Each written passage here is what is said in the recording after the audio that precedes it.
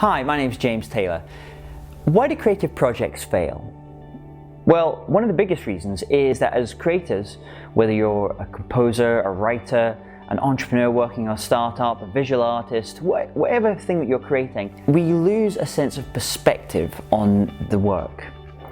And this is actually, at the early stages of something you're creative, you actually want to lose yourself in the project. It's actually part of doing any great work is we become so immersed, we internalize what we're creating so much, we do lose a sense of perspective, and that's actually very important. However, there comes a stage where we lose sight of the wood for the trees, and we need to take a step back and get perspective, and the best way of doing that is bringing in the feedback of others, of trusted advisors around us.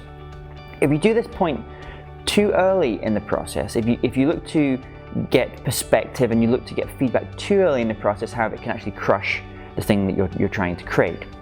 So there's two things I would say about how to increase your chances of success of a creative project by kind of balancing up this idea of getting perspective. The first is be very selective of the kind of people you choose as your advisors, and don't bring them in too early in giving you feedback on your creative project. And when I say being careful about the people that are giving you feedback, I'll actually do a separate video about this because it's actually a very interesting subject in its own right. But essentially, you want to be finding someone that's going to be giving you constructive criticism to your project.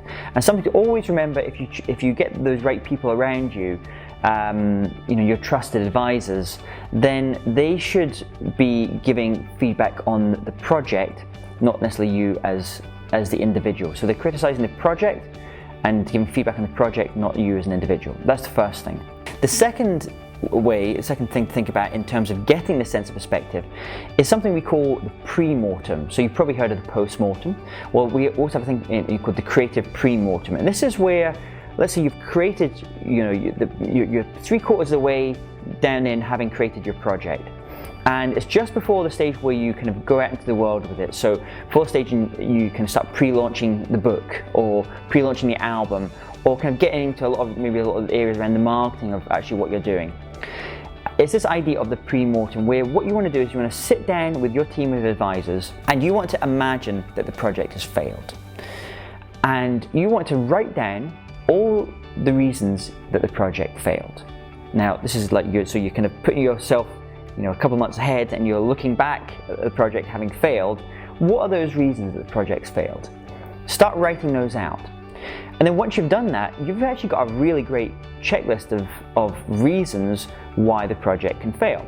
And at that point, you've got two options. On some of these points, you'll look at them and you'll say, yep, I realize that's a possibility, that's one of the reasons why this thing could fail, but I'm actually not going to change that. I'm not going to change the ending of the book in this part. I'm not going to change how we've done something around the sound of this particular song on the record.